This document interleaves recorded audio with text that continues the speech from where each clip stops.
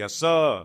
And welcome back to another episode of Real Spit with Spitty. I'm your host, Spitty Will. If it's your first time pulling up to the channel, I just want to say I appreciate you. Make sure you hit that subscribe button, smash that notification bell.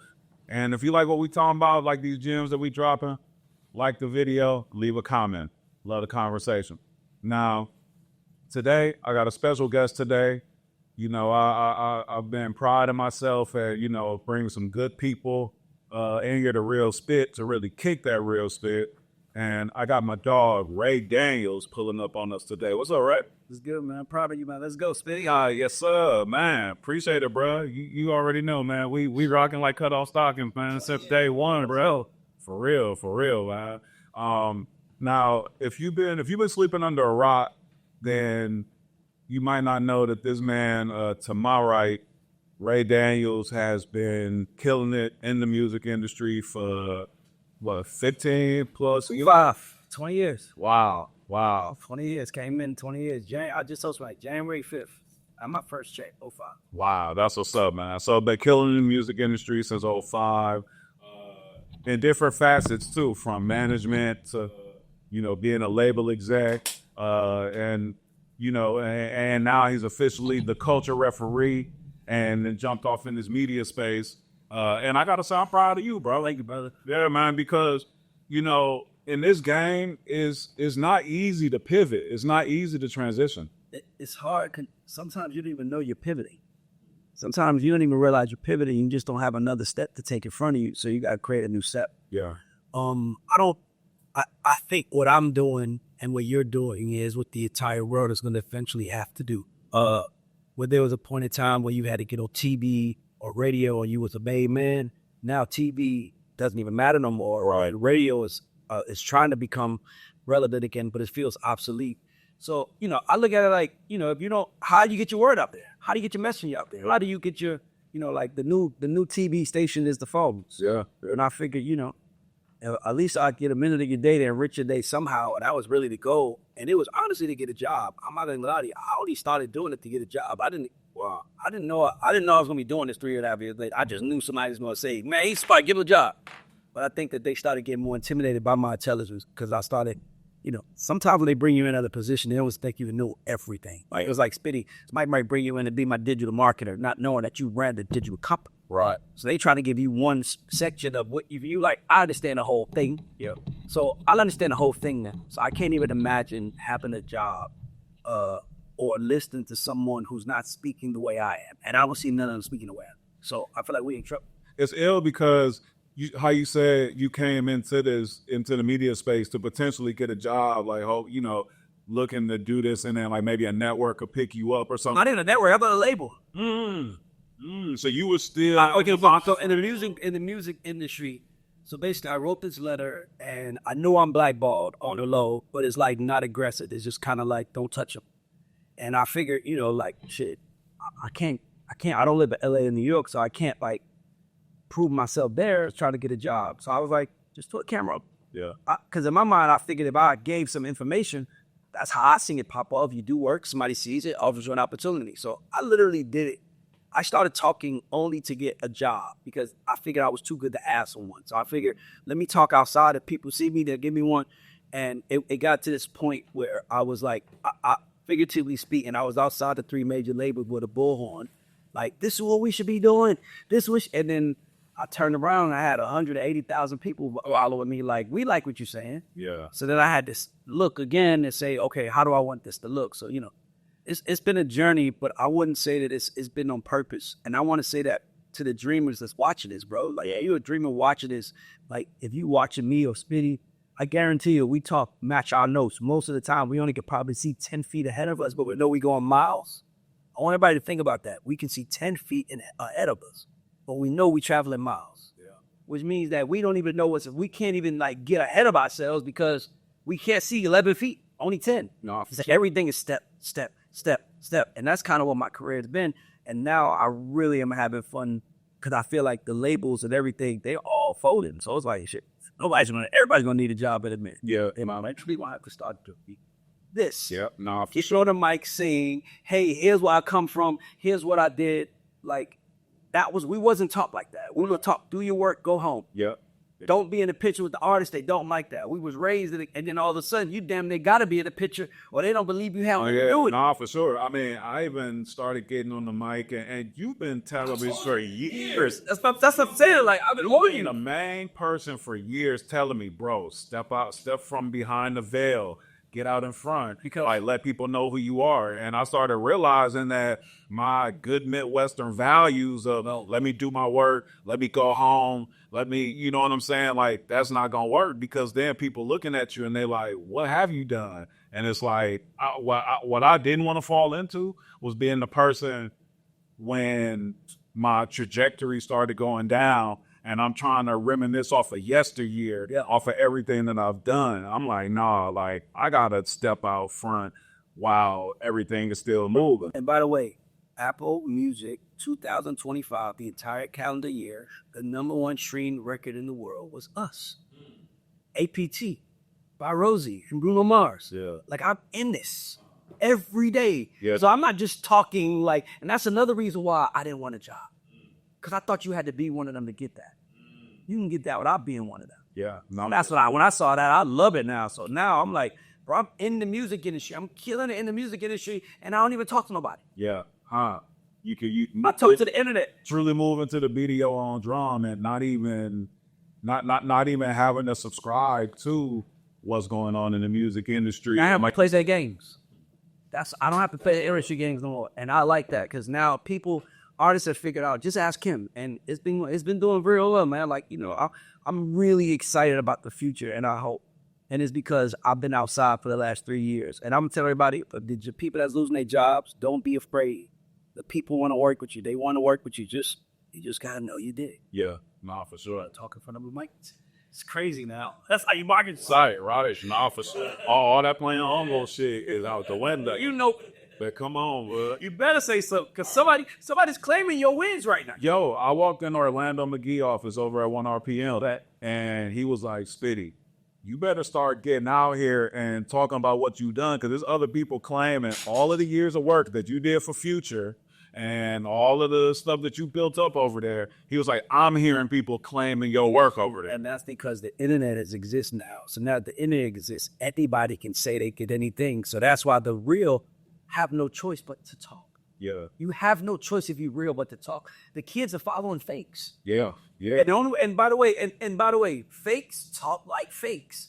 I'll tell you how I made $100 million in the music industry last year. He's a lie. Right. It's a lie. Pay me for this course, so I'm going to show you. Bro, I have the #1 song on iTunes, and I have a course. And Tehran does too. I'm doing both. Yeah.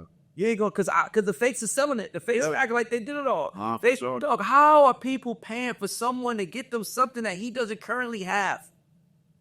And I used to get mad seeing the fakes selling their stuff, and then I had to realize, like, nah, you can't get mad at them. You just got to step out and do your shit because there's so many people. And again, for the people that's out here with these dreams and with these ideas, it's so many people that's less qualified than you that's getting it and that's at the goal that you want to get to because they actually stepped out and took a chance on themselves and didn't allow whatever fear they had to hold them back. So, that's something that I've said on previous podcasts where I'm like, yo, you got to get out there and do it. I tell everybody, we are all, because of social media, everybody in this room, if you have an Instagram or anything, we are all in high school. I want you to think about high school. Remember high school? It was good to me at times, but it wasn't the greatest. I remember the popular kids called all the shots. If they said it was lame, it was lame. If they said wearing that shirt was lame, that was lame in high school. Then you get out of high school and you realize they're lame. Because why would you try to control people? Right. Unless that's your motto. That's how you get down. So right now, we're back in high school again. People are telling you how to walk hallways, how to talk. But those people haven't done anything. Well, Ray, I want to thank you for always keeping the seat for me at the cool table. Oh, but I always told you that, right? It's not, but see, the cool table is work now. Yeah. Cool table is work. If you're working, you're cool. Yeah. If you do, because it's like high school again. Remember, the cool kids don't try. They make fun. Oh, look at Ray over there trying to try. Look at Ray trying to be somebody. So you almost, I don't want to ruffle no feathers. Man, fuck high school and fuck everybody that was in it. Go get your money, bro. Those people. This is a popularity contest. It's about who's popular now. It's about who we are allowing people to get away with things based on who they are. if Ray Daniels and Spitty made that Puff documentary, we would be blackballed. Come on. But 50 Cent could do it, and we expect that from it. So let them do it. That's the world we live in right now. They pick and choose who they want it from. I just don't want nobody pick and choose what they want from me. I'm going to give them what they want, whether they want it or not. That's really what I say. Yeah. You're not going to tell me be a music exec and sit in the corner now. Right. They don't do that anymore. I know you was taught that way, but I'm telling you it's not going to work. Now all the execs are calling you like, yo, I want to get the podcast. I bet you fucking do. Right. I bet you do. You're playing by their rules. The system is set up for us to lose. But they don't want to they don't want to build for the 3 years like what you built. You know what I'm saying? Bro, I shot the first Off the Porch interview in 2015. Everybody has to decide. You want to be a rocket ship, or you want to be the foundation. You want to be a wife, or you want to be a whore. Everybody has to decide that and how they do business. And let's be clear, whores win too. Yeah. Like I'll give somebody an example. I'm gonna give you an example of a whore and a white in music. Both are super successful. You gotta pick one you want to be. Pharrell and Dr. Dre. Which one's the whore? Which one's the wife? That's an interesting one. I'm asking you that. Which one would you consider the whore, and who would you consider the wife? I mean, I would consider Dr. Dre the wife. Exactly. Because Dre like stays with, like, he works with a kid, an artist. No, that's not why he's a wife. Can't pay the fucker. A whore, anybody with $100,000 or $200,000 can get a beat for Pharrell. I don't give a fuck. You got $1 million, you ain't get the Dr. Dre beat, because he only give beats to people he wants to fuck. Yeah. He's a wife. Huh. Pharrell's a whore. By the way, both works. Yeah. Beyonce's a wife, Kardashian's a whore. It's no different. Like, it's not like one is worse than society. Society has changed. Yeah. But my point is most of y'all haven't decided yet. Dr. Dre, I don't care if you a street dude and you got 100,000 in a bound paper bag, he ain't doing it. Yeah. That's why he's a wife. You can't buy it. So I think a lot of us have to figure out, do we want to be a wife or a whore? And I know it's an ugly term because it's used for women, but men can be wives and men can be whores, or husbands and whores, however you look at it. Right. But you got to decide what you want to be, because, like, so when you look at certain people, so these execs that come, those are whores. Like, they don't care. Like, I don't want anybody watching this right now with $1 million can't get me to show up at their table. I don't give a fuck who they are. I got to pick it. I don't care how much money you got. I got to pick it. No, I'm not a whore. I used to be. I don't want to be that no more. It's not fun. You know, like, I may M's being a whore, by the way, working with everybody. I don't want to work with everybody no more. I want to change my business model. I want to concentrate on what I'm doing. And I think everybody needs to be trying to figure that out, because there's only one or two ways to win in music. Nah, that's real. And I'm fucking everybody, you fucking one person. And you know, it's interesting that you say that, because, you know, like, I've over the years I've always said to people when I'm locking in clients or whatever, like doing marketing, I'm like, yo, I don't have to work your project. Like, I'm not just like taking on 1 million clients, like just to get money. Like, I actually have to like this. I have to actually know that I can help you build and be something. Yeah. And I would always say, and I still say, like, I'm blessed to be in a position where I don't just have to just take anything on. Now, I might not be as rich as I would like to be, but hey, shit, I own a crib, got a couple of cars, right? You know what I'm saying? Like, the shit that I need, life's great. I don't need for nothing. You know what I mean? I got my mom out the ghetto. I see. That was always that thing. But I was always the thing we talk about how we took care of our mom. Absolutely. My mom played bingo. Your mom liked to use. Your mom used to fish, and you should. That was your like. I remember. I don't invest in friendships unless I really mean it. Like, I seen the man, so I'm proud of what you are. Like, and by the way, we're all trying to figure it out. Yeah. Like, where do I fit in this? And I think that's what the whole concept I'm speaking about is just figure out where you fit, bro. That's what you should be trying to figure out. What role do I want to play in this world? Because if you don't decide, they're going to decide for you. And nobody can get mad when they decide for you, because you just pick for yourself. For sure. Now, I remember in 2006 when I got my first label job at Geffen Records. I'm in the Santa Monica office, and in walks this dude, Ray, cool than a motherfucker, with Timothy and Tehran, with Rock City. And Ray, honestly, bro, you were the first entrepreneur, like the first cat that I met, like moving up to LA, working at the label. You were the first entrepreneur that I met. That's crazy. I didn't even consider myself an entrepreneur until like a year. You were the first person that I looked at in that vein. I didn't even consider myself an entrepreneur. I always looked at myself as a hustler. Yeah. And I want to be an entrepreneur now, which means I want to pay taxes. I want to pay my employees. I want to be an entrepreneur now. I don't want to hustle. So it's funny you say that because my identity for the last 5 years have been trying to figure out what kind of entrepreneur I want myself to be. The order wise, all this goes into it. It's trying to figure out. But when you say that, these are moments where God just confirms what you didn't know. I'm just telling you was already that. You didn't think it, but you was, which means you probably are something today that you don't think you are yet either. Yeah, that's real. And the way that people look at you, bro, like you never understand because you just walking in it. So to you just hustling.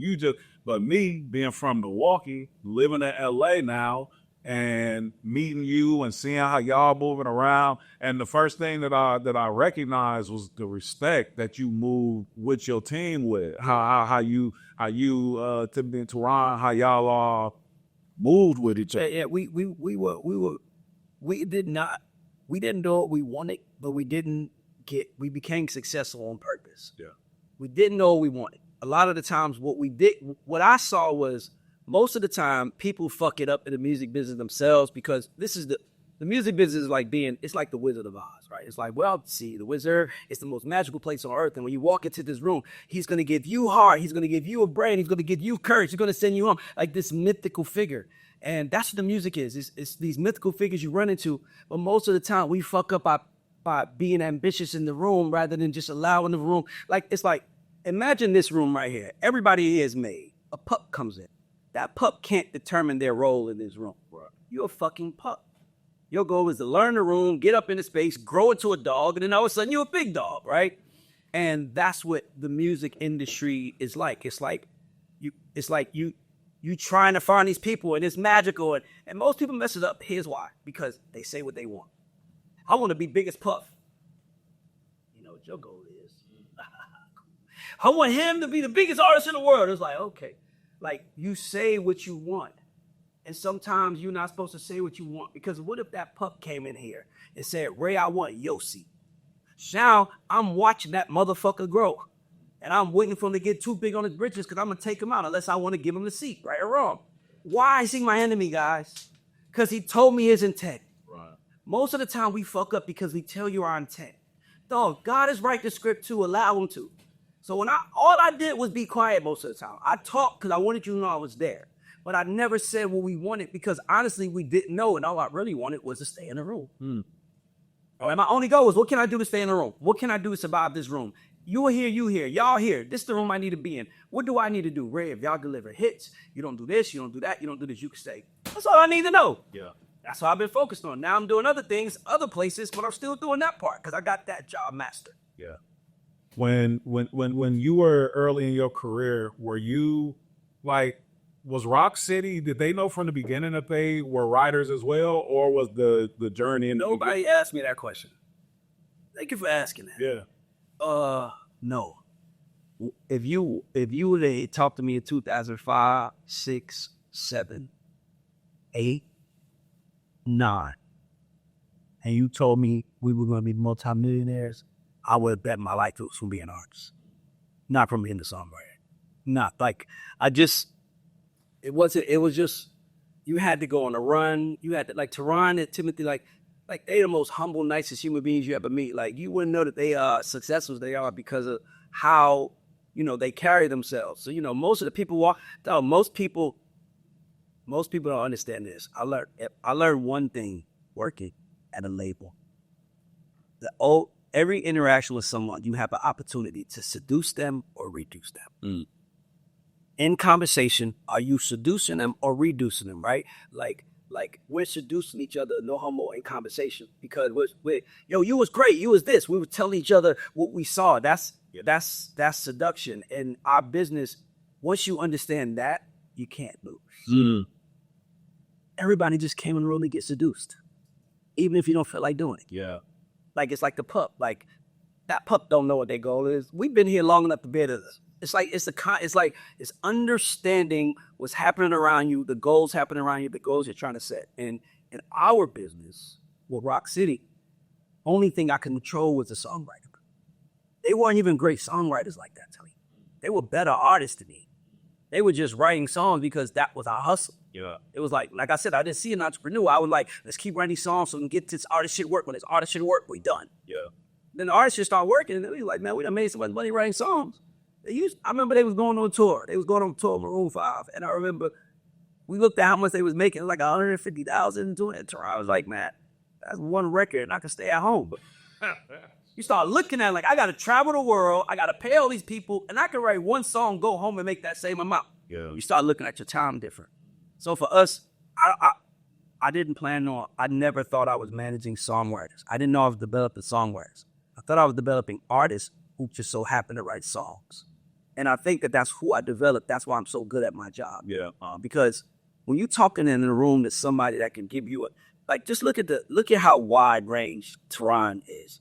He can do a country hit. We got country hits. We got Latin hits. We got hits with pop artists. Teron had the two biggest K-pop songs in history of solo K-pop songs, male and female, in the history of the genre.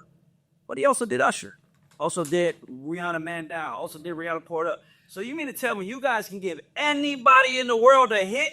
That's because you're the mirror. Yeah. You're not the person. You gotta turn the person, look in the mirror. Y'all the mirror saying, I see. Red hat, I'm gonna write a record. Oh, we're the mirror. That's what songwriters are. Artists are the person in the mirror. Yeah. So I was always helping people. I just realized I was helping people in the mirror. I didn't realize it. I thought I was getting ready to get dressed, and everybody was asking me to help them get dressed. I'm like, I'm not supposed to be that. Yeah. I'm that. Oh shit, I need to pivot a little. That's why I said that. Honestly. So what was how did the songwriting start? Let me tell you the moment it changed. So they in the studio. I wasn't there. It was two moments. They was on an LA trip without me. And they was in the studio with Polo the Don.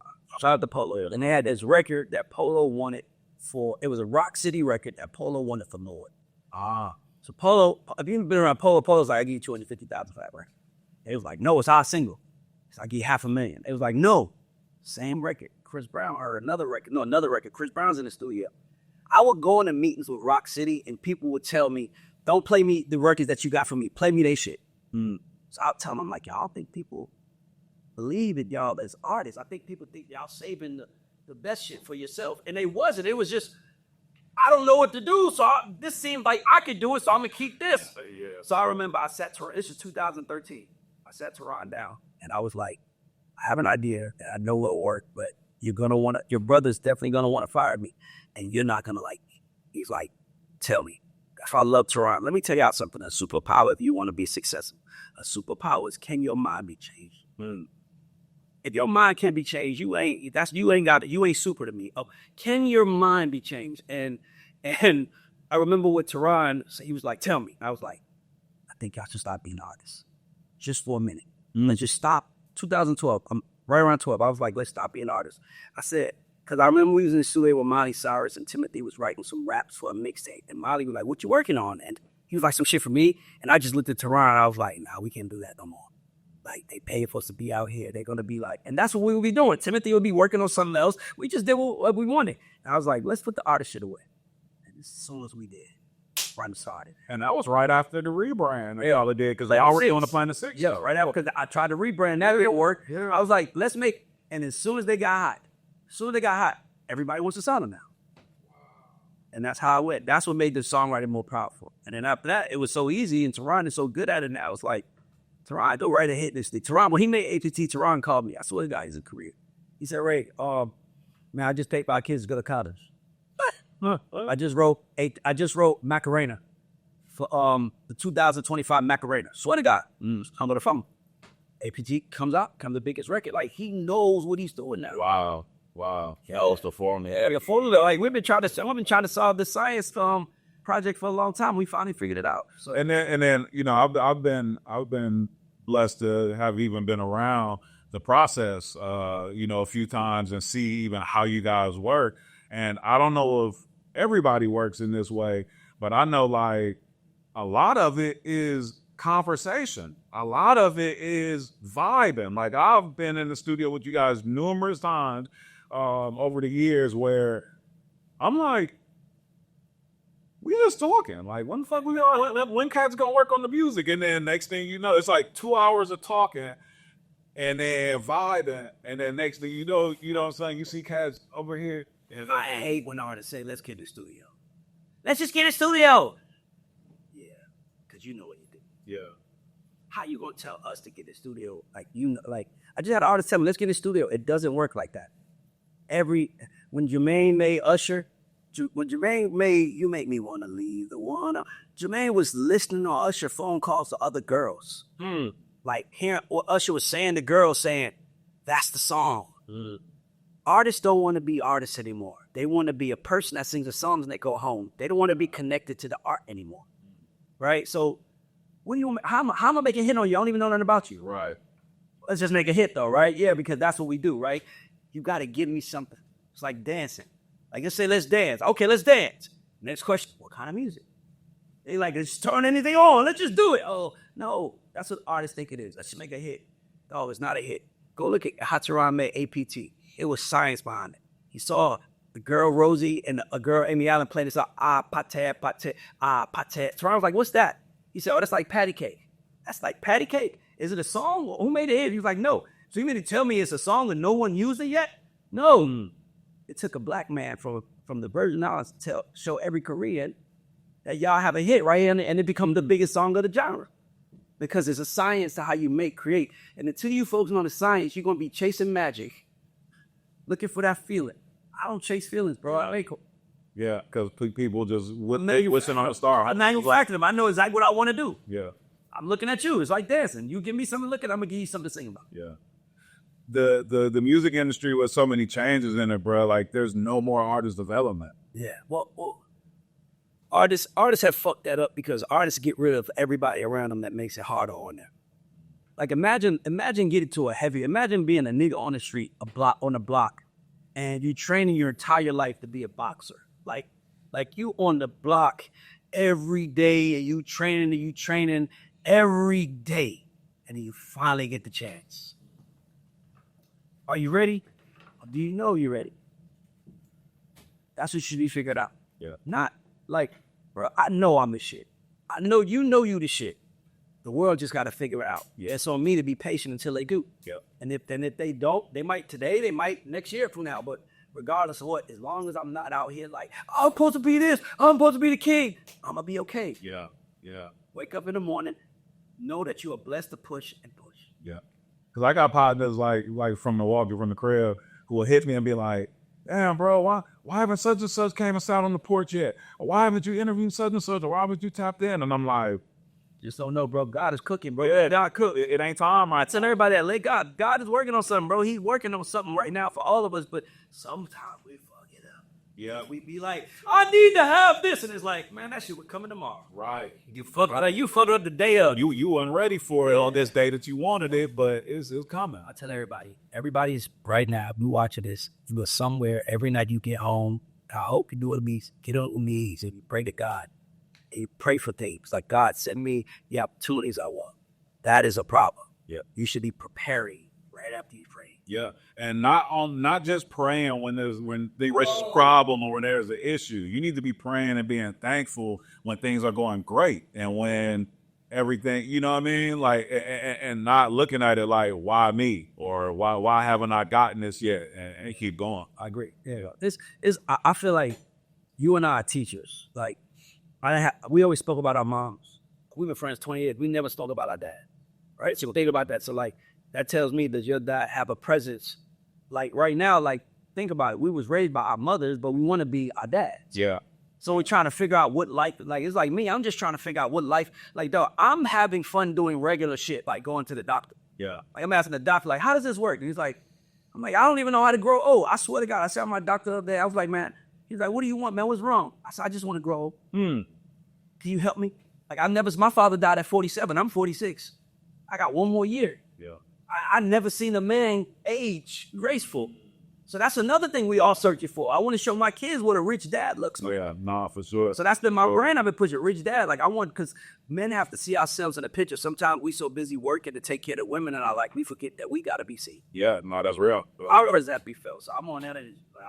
The skate lately, man. Bro, invite me, bro. Invite me to do something real. I'm coming. If you invite me to an artist showcase, Man, it's 75-25. Yeah. But if you tell me, man, me and my kids going to such and such, man, bring your kids, man, I am there. Yo, speaking of something regular, bro, you tripped me out when you were going live, and then you were posting, hopping with your partner, hopping with your partner while he was door blast. Best days of my life, bro. I followed like your story the whole time, and then when you was jumping on live, bro, and you seemed like you was having such the most fun. That's my Boom Man is my best friend since 12. All we're doing when we in the cars, what we did when we was 12, we talking shit. And he thought that. It's like, bro, I don't mind. Like, honestly, like, I feel like you can't help the regular man. Because I feel like I'm an overachiever, but I'm talking to the regular man. Yeah. You can't help the regular man unless you understand. Yeah. Like, dog, you can have fun doing that shit. It's all good. Don't have no shame, bro. Yeah. Just keep pushing, bro. Like, everybody is trying to figure it out right now. Nah, for sure. Even the rich. That's why if everybody had to figure it out, HBO would be trying to be sold right now because the people at the top fucking it up. Yeah. It lets you know nobody knows completely what they knowing. Because if they did, they'd be winning. Yeah. Nah, that's real. I was out the other day, and somebody was telling these other guys, like, hey, that's the dude that created Off the Porch. And like one of the dudes, he was an artist, and he was like, bro, how do you stay so humble? Like, how are you just acting so regular? Like, you don't do nothing. Yeah. You looking like, I'm still pushing. Yo, I'm still I push up. Because you're the man you're the man on the field. So while everybody's celebrating Off the Porch and what you built, the man on the field sees space on the field. Yeah. I could go build real spit with Spitty too. Yeah. You could have easily just been like the Off the Porch man. Everywhere you go, I'm off the porch. Right. Off the porch. But no, that's part of what I do. Yeah. I have it's always about expanding, growing. Absolutely. Bro. Nah, come on. Like, I'm building a media empire. I got Same here, bro. whole creative space. You know what I mean? Whole house, bro. This is not just it's not regular no more. Yeah. Wow, for We're sure. the guys that people looked up to. Man, do you remember when we were at Mr. Child tearing up that chicken saute? Hold on. What was it? Was it the Interscope party? Because it was an Interscope party. I specifically remember. It was the first time I ever talked to. It was at Mr. Child's, and that was the first time I ever talked to Will.i.am. And I just remember Will.i.am must have been hungry as fuck. Cause we were so impressed. We was talking. He would eat the food. And he's like, "Who food is this?" Like, it's yours now. This Will.i.am sitting next to us talking. He's like, "Man, what about y'all? How y'all doing?" And we just tapping each other at the table like, he hungry as a motherfucker, bro. So I just remember how some fun days at Interscope party. Oh my God. Nah, this was actually, bro, you invited me for a couple of days. I happened to be in New York, and you and Tehran were in the studio with Diddy and Cassie. Yes. And Diddy Mama was in there. Yes, that was the first one we saw. That's the first time I ever saw them kiss. That was the first time I knew they were together. Yes. Yeah, you put us. No, for sure. I remember I had my weed in the little soda can with like the joint. Yeah, that shit reminded me. It was like, because you used to carry it on the plane. That shit, they didn't catch you. Sorry, nobody lived. I was 15 years ago. You know what I mean? Weed is easy now. Yeah, they're Ryan Regan now, but yeah. I remember, like, because that was another time where we were in the studio just talking, vibing, and all that, and then bro went and I remember Paul talk to us for the first time, and I remember sitting there like, and it's Puff talk, and I remember he just says he was like, the color's orange. I need the color to be purple, and then everybody see orange and purple. And I remember sitting there like, and we walked out the room. I said, "What the fuck was he talking about?" I was so lost. Then you start realizing he was lost too. Him at the documentary, he didn't know what he was doing either. So the blonde is leading the blonder. Like, the guy should have been in the room saying, "No, this is what you should do." That's when I started realizing I should talk more. I'm like, he was talking. You were talking about some. He was trying to be. It's orange and I want purple right now. Yeah. Okay. I'm like, damn. So he hear colors. We're colored. I'm gonna think like this nigga hear color. He was hot. Yeah. How the motherfucker. He was. But bro, we went to we went to Mr. Child's, and I remember like the food came out and was sitting in the middle, and bro, I just started grubbing. You started cracking up like this nigga Spitty ain't shy. So we was trying to figure out who gonna grab first. And you was like, man, I like this nigga. I like him. Let me get mine too. You know, like, yeah. So that was my first time ever being at Mr. Child. I remember I went with a chick like a week or two later. Bro, that shit was so expensive, dog. You start learning. Hey, that plate that we had, the chicken sautés, bro, I tried to order that shit, man. They might have came out 3 or 4 of them, and it was like $60 for the apple. You should like $15 each stick is $15 plus tax. Oh, right. But I love bows like that. When you're hanging out, then you realize it's the life I want to be. Then you go by yourself and you're like, nope. I can't afford this every day. I'm not stupid. I'm gonna go keep eating my wings at American Deli. Y'all not about to get me. Straight up. Straight up. Yo, so a statement that you made that I disagree with is when you said that the music industry needs gatekeepers. Oh, yeah. And I think that the way that because I understand what you're saying, but the way that I look at it is like when I think of the word gatekeepers, I think of the people that's holding back the information from the artists and that's fucking them over on their masters or on their publishing and shit like that. You need someone to take responsibility for the bullshit that's out. Yeah. Like if you put out a whack song in 2008, your name was on it. Yeah. He did that whack shit. Spitty, he put it out. The PGB Records, he did it. That's like literally we have all this music is terrible. Who do we have to blame? Right. We need somebody at the gate. Like right now, like you're a gatekeeper, whether you like it or not. Can anybody named Mama come get on the DGB off the porch? You're a gatekeeper. That's all it is. Like somebody needs to say, no, you qualify, you don't right now. Because we all see the qualifiers, like let's be clear. If Michael Jackson was around in 2025, he would not win. He would not win. Why you say that? He would lose to Vanilla Ice. Why? Because Vanilla Ice might go more viral. Because Vanilla Ice is playing a different game than he is. It's just Michael Jackson was playing the greatness game. I'm behind the veil, working every day. So when y'all see me, I'm perfect. Yeah. Like Michael, you wouldn't have got to be perfect. They would have found. Like think about it. I was just watching this today, bro, and I'm gonna say this because this needs to be said. I was watching the news today, and they were speaking about. It was the 50 Cent Puff thing, and they were speaking about just the credentials of it. It was something where I was like, man, we got to stop. We got to start, the people that did something should be the people that's allowed to talk. It goes back to that pup. Now, up to 2025, that pup runs in the room, and he might get eaten alive if he don't say something. Yeah. That's the world we live in now. So I don't know if Michael Jackson, the greatest, the way he made albums, I don't know if he gets a chance in 2025. Think about this. Hold on. I just saw it. Who is everybody? Brian McKnight. It wasn't Plumpton 50. I know what it is. It was Brian McKnight. Brian McKnight, who I'm not a fan of. Not a fan of his music, but he's going through some shit with his family. Yeah. And I saw somebody post Brian McKnight, and I saw a friend of mine who's in the music business post a meme saying boo his ass off the stage.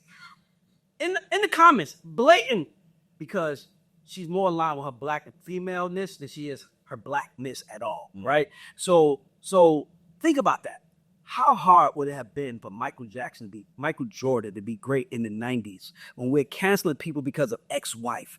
No disrespect to Brian McKnight's ex-wife or his kids, but they have done nothing great in their fucking life. The only reason why we care about them is because of what he did. Right.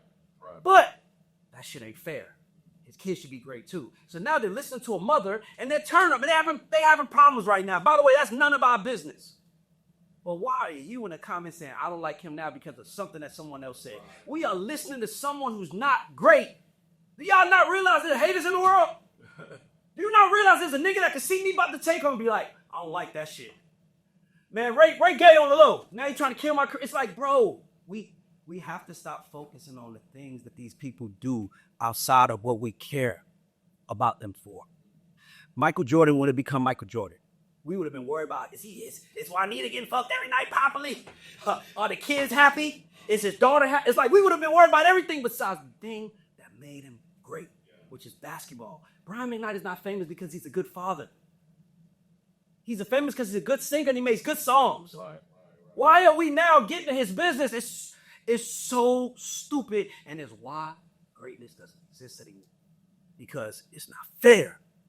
I'm a New York Knicks fan. You know how hard it was to be a Knicks fan in the 90s? I know, nigga, watching. And then guess what? I got older, and I realized, I hate Patrick Ewing, bro. I don't fuck with him as a player. For that finger roll? No, fuck the finger roll. I couldn't understand why we wasn't winning. And then I watched all the documentaries, and he was enamored by Michael Jordan. Nigga, you was a fan of the nigga we trying to kill. No wonder our leader was a fan of the nigga. Yeah. Our leader if we knew that in the 90s, Patrick Ewing wouldn't have been on the Knicks. Yeah. If I saw Patrick Ewing gambling with Michael Jordan in 1992 or some Michael Jordan story like, yo, hanging out with Pat. What? Hanging with that nigga? We hate that. It's done. Yeah. It's done. It's that the world we live in, greatness is getting killed off. Yeah. Because greatness is not rooted in feelings. Greatness is rooted in results. You can argue results. The result of Puff Life was a man that got to 2.5 billion, but he got taken down because of people's feelings. Yeah. And that's what we at now. Where now everybody so now if you're great, you can't even have somebody that's not great around you because they might be the person to take you down. Yeah. Because they jealous of your light. You didn't have light. Whether everybody who got light got it from Puff. But they wasn't great. And he was.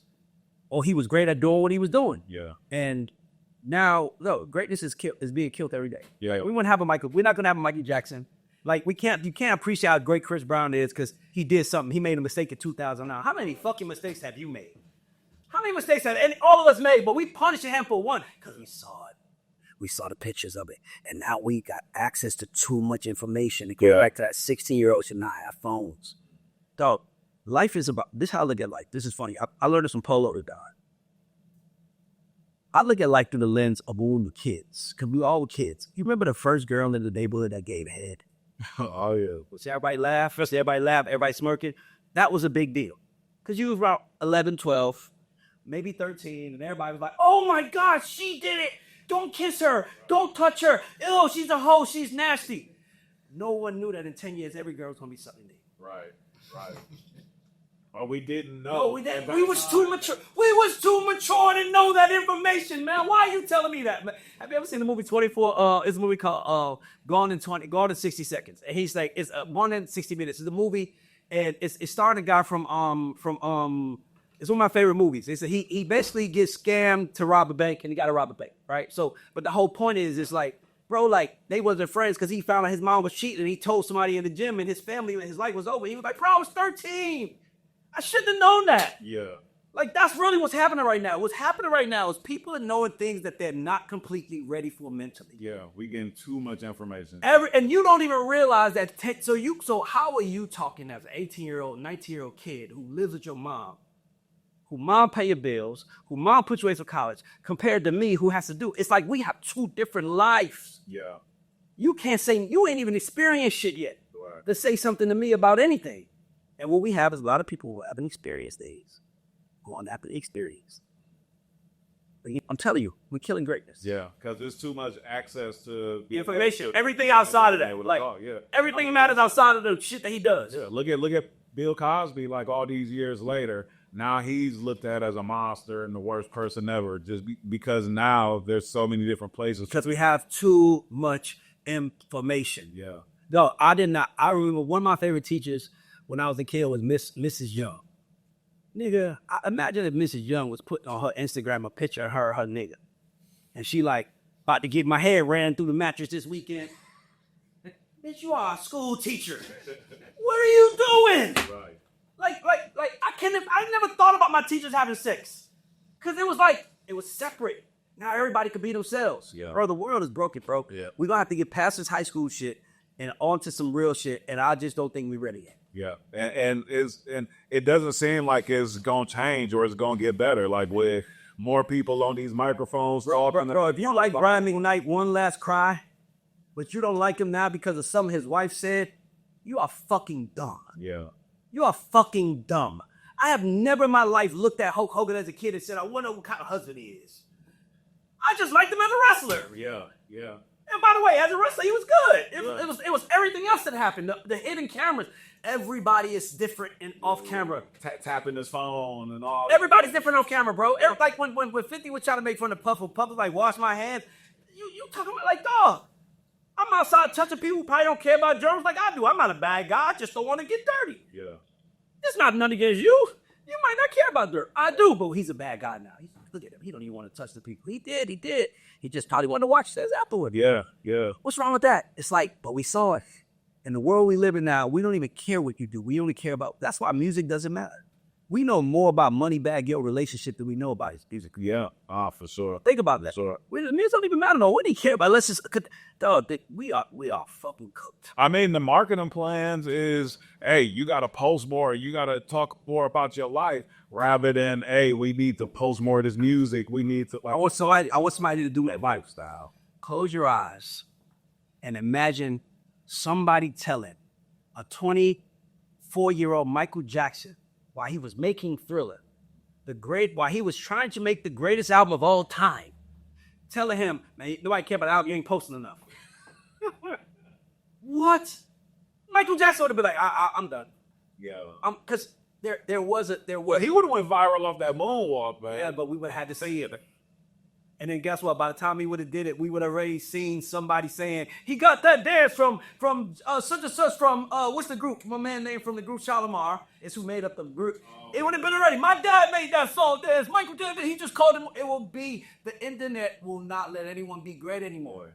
Because, it's interesting. When I was watching the Eddie Murphy documentary. Great documentary. It's a great documentary. It made me, I suggest everybody go. Everybody watch it. Because it made me realize how great Eddie is and what he really did for the culture for black folks, in film. Not loud either. Right. He couldn't be loud about it because he had to be one of them. Yeah. So he was making changes, one of them. When he did Boomerang, I didn't realize Boomerang was that game-changing. The whole black cast, because Boys in the Hood had an all-black cast. Juice has an all-black cast, but they killing each other. We're cool with that. Y'all black folks can't get no money and be professionals, so that's why Boomerang need white people. And he was like, fuck that. By the way, thank you to Eddie for that. And that was the first time I wanted to be Marcus. That was the first time I saw somebody, I want to be like him. Yeah. A marketing executive that got girls and shit. That's the life I want to live.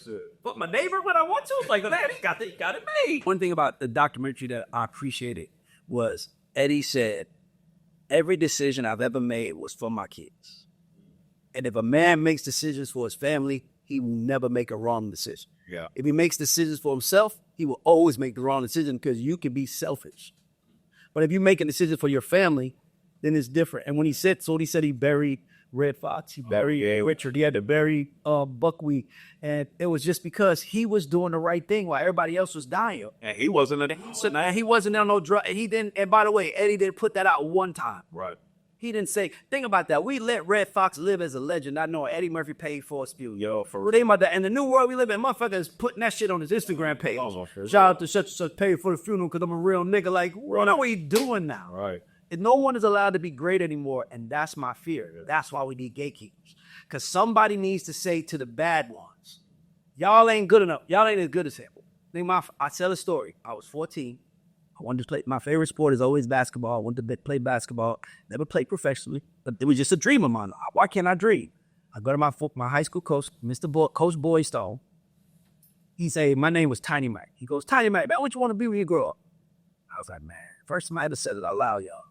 I was afraid to say it because I knew I wasn't going to be it, but I was afraid to say it. So I was like, basketball player.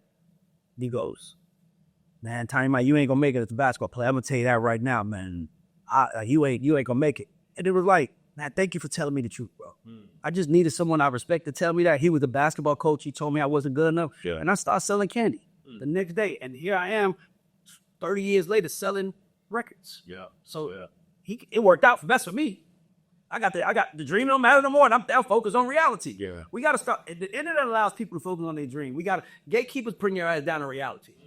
A gatekeeper gonna tell you ain't good enough yet. It's not good enough yet. That's what you need. And by the way, everybody great became great off of a no. Yeah. Jordan got cut by his 10th grade basketball team. That's why he's so great. It's like, but we don't want anybody told no more. Yeah. Nah, for real. And everybody want to participate in the trophy. Everybody want participation trophy. Yeah. Fuck that. What I was about to say about Eddie was how crazy it was in the documentary that he was saying that he even stopped doing stand-up because back then how the media was progressing and where he was saying he'd do his jokes. He would care about the paper the next day. Yeah. That's my point. Like, you can't be great. You can't have a bad night. I'm Eddie Murphy. Do y'all realize that those people are the reason why Eddie does, as a force as he is, right? Those people are the reason why he stopped. Yeah. That's what I'm trying to tell you. Like, you don't have to stop. Yeah. You could just keep pushing. That's why we need gatekeepers. Gatekeepers, as fake as the Wizard of Oz was, as fake as the odds was, he wasn't real. He was needed. Yeah. It's crazy because now that we're in this DIY society, I mean, even film has lost its gatekeepers. It's like now, anybody can make a movie, upload it to Tubi. Yeah, and boom, we got a movie. And it's crazy. You know what I'm saying? But like, it's crazy how music and film have both lost, that. But it's because we're in the DIY world now. I mean, even with that's the podcasters and these people that's doing these platforms. You know, the music business and entertainment is dead right now because we are the cool kids at the lunch table, and the only people that can really help us move our industry forward are tech guys. So when the guy creates Napster in 1999 to help the music business, we attacked him. We could have had full control over how streaming went, but we was like, no, he's the enemy. And then Daniel Ek gets a chance to rebuild it the right way, and now he's more powerful than all of y'all. Yeah. The fact that Netflix is buying HBO, like, that's the world we live in right now. They buy HBO or Warner Brothers? No, HBO is Warner Brothers. Oh, yeah. Well, I mean, the main asset is HBO. Right. Like, that's the asset you want. It's like they have Warner Brothers films, but everybody think that the film industry is dying. So HBO is still there. So the fact that Netflix bought HBO and they started off as a DVD delivery company, man, within 20 years, like, think about that. You know why Netflix beat everybody? Because they was like, yo, can you lease me your movies you made? Lease me your movie. Everybody's like, yeah, we're going to lease y'all. We're going to charge y'all the premium too. They was like, we're paying that much. We might create our own. They create a house of cards. And as they go, the rest is history. Yeah. They did the $100 million when no one else would. They was like, they gave them full control, edit the shit that Hollywood wouldn't do. Netflix did. Now Netflix is buying the biggest company in Hollywood. It's crazy. It's not because of the companies. It's because the mentality of them become other companies. And by the way, I'm happy Netflix bought HBO because HBO interface sucks. Yeah. Like how the fuck did you fall off HBO? Like, how's Netflix making better movies? How is Netflix, who has no taste, internet guys, tech guys beating y'all? You want to beating y'all? Because they allowing the people that really do it to do it. Yo, Spitty, you good. Do your thing. Meanwhile, ACL's like, no, we're going to bring in my cousin to produce the show because and it's like, and they played those politics and they ass getting bought. And by the way, it's happening to the music industry. The music industry, the CEO of the music, think about this. The CEO of the music industry is usually, of the labels, is usually someone that worked from the bottom to the top. Right. Tunji, Aaron Bayshuk, my boy Justin at Island was an intern. Fucking Monty and them was interns at they started Republic in their college dorm. If you look at it, so hey, look at this. We are ever changing industry. Those guys ain't talking. They're not even open to. Anytime you suggest something new to a CEO, you might as well be a disease in his office. That's straight up. That's not what we do here. But the tech guy's going to do it. Now we're going to chase that. That's why we lame. We lame because we don't invent anything. We lame because we let the people, the nerds, tell us what to do and we follow. And that's what happened to entertainment. And that's why entertainment is fraction. Yeah. Because have you ever seen the movie? What's the movie? Megamind. Nah. It's a cartoon. I always refer. Everybody know my team know I reference movies all the time. So Megamind is about a guy. So Megamind is about this. Will Ferrell is like this bad guy. And he's Megamind, and he's challenging this superhero guy. But he always loses because if you pay attention to cartoons, the bad guy always loses at the end, right? So Megamind finally puts a trick together to kill his enemy. And it works, or at least he thought he did. But the enemy didn't die. He just was tired of beating them up. He was like, bro, I want to go live a regular life. I want to go play golf and like do normal stuff. I don't want to keep fighting this guy. He's dumb. So Megamind is running the world for like a month. He's just running the world and he's like on top. Then he realizes, I don't have anybody to fight anymore. So he creates somebody to fight him. And the person that he creates to fight him winds up stealing. Like he becomes a superhero that robs people. He's like, man, I want to help these people. That is the world we are in right now. It is people who are based like in the Megamind says, we're people who are looking for enemies, if you will, right? Like, and they're looking for people to help them, or they're looking for people that's trying to stop them. So the whole point of Megamind, I was really trying to get to not to go off, was that he was so frustrated that he couldn't be super, and that's what it was about. I'm tired of you being super. I want to be super too. And he used technology to create superhero shit and it winds up destroying the world and he winds up having to save it. But my point is that sometimes you need an enemy to fight. Sometimes you need someone to go up against some. And even though you hate that person, if you don't have them, nothing is going to motivate you to get out of bed. Yeah, for sure. And with the music business, doesn't have gatekeepers. You don't have an LA Reid. Remember the Temptation? They was outside. They was waiting outside. They finally got a song for fucking Barry Gordy. Then he's like, y'all the good. Y'all got a name? No. They wait outside all day to come up with a name. And Barry was like, yes. Them endorphins you feel from that, we don't have that anymore. Yeah. You don't have nobody saying it was right. You don't have nobody saying it was good. There's nothing. So we do need gatekeepers. We need someone to say you're not good enough. Because right now, we have terrible music out, and no one wants to say the obvious. It sucks. And unfortunately, the way that like the game is now, like I said, music, film, and all of that, it probably never will get to that where we'll have though. Yeah, I think it will, but it's gonna stop with us. I think you're gonna have to create it. I'm gonna have to create it. One of us got to create it. That's the point.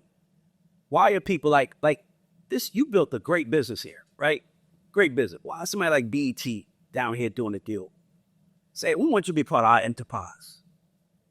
They're not. Like, they better than us. Yeah. And that's why they losing. Yeah. They think they better. You think you better, we're going to show you ain't. That's why MTV shutting down. That's why MTV shutting down. MTV, good for y'all. I'm glad y'all shut down. Fuck MTV.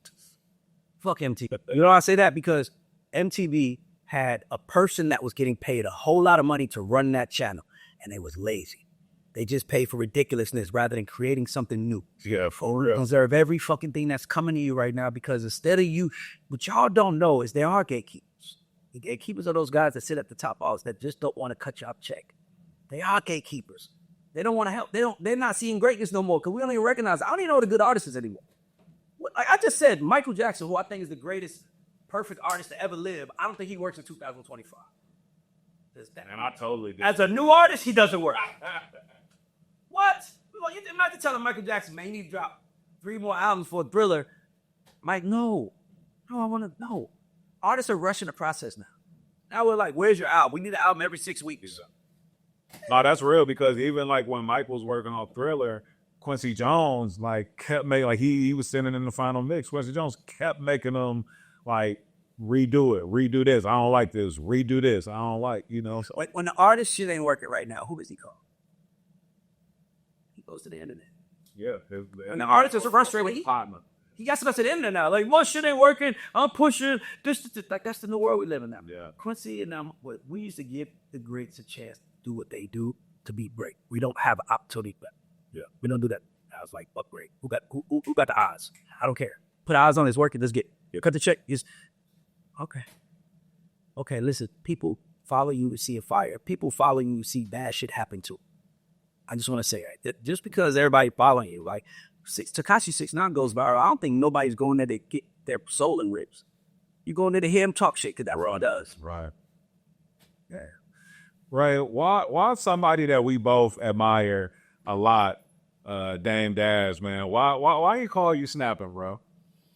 Well, so I think Dame's issue is that Dame, if you pay attention to anybody's encountered him, Dame was always the first person ready to be down for you. Like Jay got so far because Dame was fighting the fights for him. I think that he's hurt that nobody's fighting for him. Yeah. Because even people that weren't signed to Dame, you hear stories about Noriega where Dame like, wait a minute, they doing what with your budget? Oh, hell no, come on, I'm gonna come with you. And then he making sure he get more budget and this and that. Like he didn't even have a vested interest in certain situations, but he would make sure that you were done right and doing a good thing. That's what I'm saying. I think right now what's happening is he feels like he's being bullied by certain parties and no one's saying anything. Yeah. And I think, and that would be frustrating for me too. Like if I was the nigga on a fight, the block that fought everybody battle, and now y'all see I'm fighting a bigger battle and y'all laughing rather than fighting with me, I would be mad too. Yeah, for sure. But I'll say this. It's always, in business, it's always, we'll see.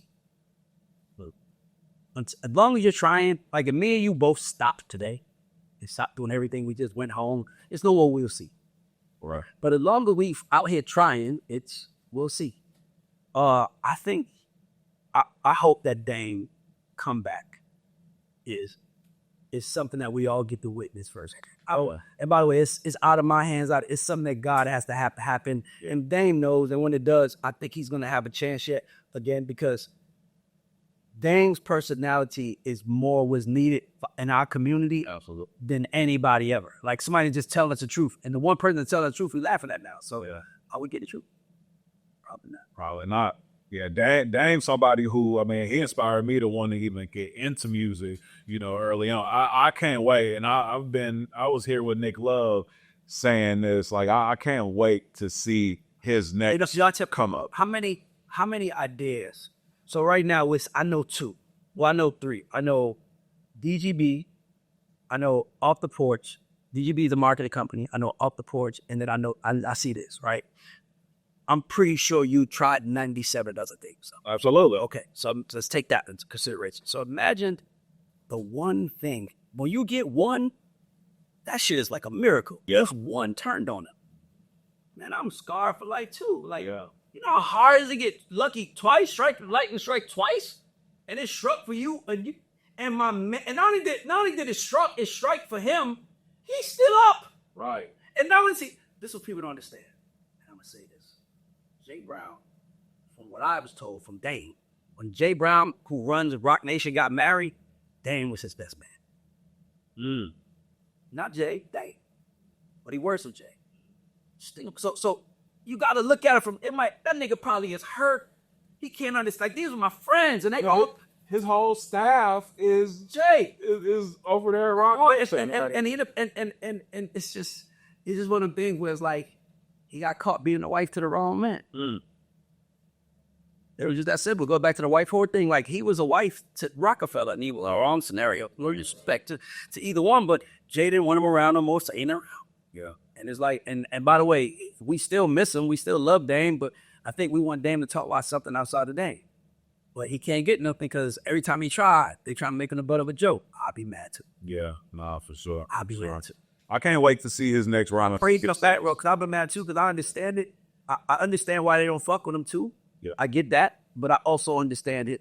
That's I'm a referee, coach referee. I see both sides. That's what I make a decision. I think that he needs to be, to me, when that moment happens for him, we're gonna see. Yeah. I just pray it does, and I feel like there are forces working to stop it, and I don't want to get him a reason to keep working. Yeah. Like, they see me talking, like, you heard what he said, keep working. No, let him live, bro. He a hero, bro. He a folk hero. He like Robin Hood does, bro. Yeah. Like, he need, Sure. I love that. Nah, for sure. Ray, what fulfills you these days, man? Normal shit. Now, my favorite thing is do normal stuff. Like, ride a bike with my kids. Go to the movies. I never thought I would be a upstanding sis. I don't know if you did either. Like, does that make sense? When you're a nigga from the hood, like, you kind of be like, am I going to be a nigga from the hood forever, or am I going to ever be just a good citizen? Like, pays taxes. I'm a citizen. I love it, bro. I love being with my family. I love doing normal stuff, bro. You want to invite me to do something normal, I'm coming. Invite me to your artist showcase. Say I'm going skating, I might pull up for that. Right? That's what I do. We got to get back to building with each other. Yeah, everything is an exchange now. What can you do for me? What kind of post me on your gram? I post you on mine. It's like, yo, are we human? Right. I always say this. We used to live on the real world and go to the internet to see what the world was doing. Yeah. Now we live on the internet and we go to the real world. And by the way, we don't even think it's real if we don't do it on the internet. Yeah. Wow, that's real. You ain't work today. Why you post it? Right. Yo, you got to tell us if you really did it. It's like, I did Spitty show. I got proof. It's like, why ain't gonna proof? They ain't do that shit. Nah, for real. That and then that again is why also what I was talking about earlier, like when you have to you got to pop your shit, and you gotta, because you have to. It's like if you don't even have proof of some of the stuff that you did in yesteryear, like before, nobody's gonna believe it, and nobody gonna believe that you did it, because people only believe what they seeing right now. Well, yeah. And he said that on the internet, so it can't be true because you ain't say it. Right. Okay. Nah, that's what's up, man. What else you working on, Ray? What else you got coming up, bro? This is what we're excited about, man. I just started doing this live music thing that I do. I'm trying to be an opportunity for arts. Like, so what I'm doing right now is I got this live, and I'm about to start giving artists opportunities. I have this performance series that I partner with The Cut. I'm the creative director over there. By the way, if you get your hair cut, everybody listen to download the Cut app. It's black owned. They have 8 million users. Like black. Barber is the cut app. So I'll be up. But a lot of you don't know it's black owned. Yeah, so out of DC, so I'm the creative director over there. So we do bring in some culture. But outside of that, man, we'll see. That's really what it is. Like, dog, I'm like we can do this interview, we get 2 views, or we do this interview, we get 10 million. It might change your life. Yeah. We'll see. No, for real. That's what my life is. Like, wake up, be the best person you are, and let God do the rest. What are some things that you do to keep your mental health in check and to, keep yourself with the ambition to still and the drive to still want to? I don't work on the weekends, or at least I try not to. I don't work on the weekends. I spend time with my family. I have a schedule. It's ironic because I say this all the time. We as young black men were raised on the can't stop, won't stop mentality. I sleep when I'm dying. Yeah. And that's why a lot of us have been dying. Yeah. Because we're not sleeping. We're not taking care of ourselves. We're not I told you, I go to the doctor for preventative health now. I didn't even know what preventative health was. Man, a lot of us be so scared to go to the doctor that the preventative health thing not even really. Ain't nothing to think about. I'm like, bro, I'm in my doctor. Like, he's like, man, yeah, everything is good, but take this once a month because oh man, thank you for that. Like, I want to be better. Like, I'm trying to age backwards, bro. Like, I'm trying to age backwards. So I'm trying to learn. My new brand is called Rich Dad. Rich Dad is who I am. It's who I want us all to be. Like, and reason why I say dad is because, like, black men have to surrender to our families and our communities and start leading again. But that means, and the reason why our community is so fucked up because we ain't surrendering, so black women ain't submitting. We not surrendering, so they not submitting, so we just in this impasse. And the only way they'll surrender to you as a man is if you surrender to God. And we're not surrendering. So for me, my family owns me. Everything I do is for them. Yeah. I bought my son a car on his 16th birthday. He's like, Dad, you have to do that. I said, I put that money away before you was born. How do you think I'm gonna make a son not knowing on this? By the way, on your 18th birthday, I got $100,000 check for you. I'm planning that before. That ain't got nothing to do with it. Like, I'm a dad. Yeah. My life is good because the first 90% of my day is dedicated to my family, my business. And if that 10% is left for me to have some fun, I will. And by the way, I don't even want to have fun no more because I'm like so enjoying being a rich dad.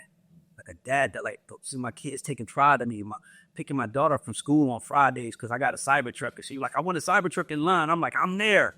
But like, I'm enjoying being a black man who's raising and building a black family, a black business, and a black place. And that's because I surrendered to God. I said, God, I'm going to do everything I'm supposed to do. And if there's something left for me, you'll tell me. And once I start doing that, I got everything I wanted. Yeah.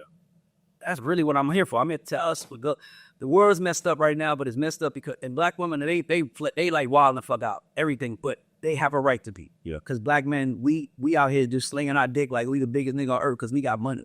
And thinking that because we got money, you supposed to follow us. No, you supposed to follow us because we have a plan.